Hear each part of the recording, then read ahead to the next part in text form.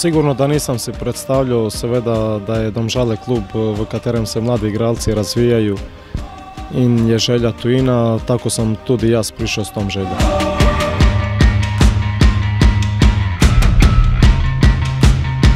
Po meni mi zelo veliko in sam zelo ponosan na njega.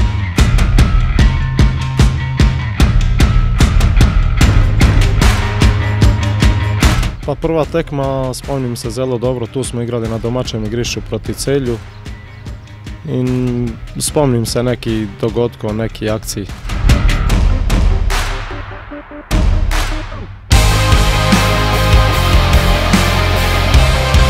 Ja sam takšen človek, da grem iz dana v dan, seveda zdaj ta sezona ni toliko dobra na začetku, ampak upam, da bomo izvlekli najbolje iz nje in kako sam rekel, gremo iz dana v dan in bomo videli na koncu kako bo.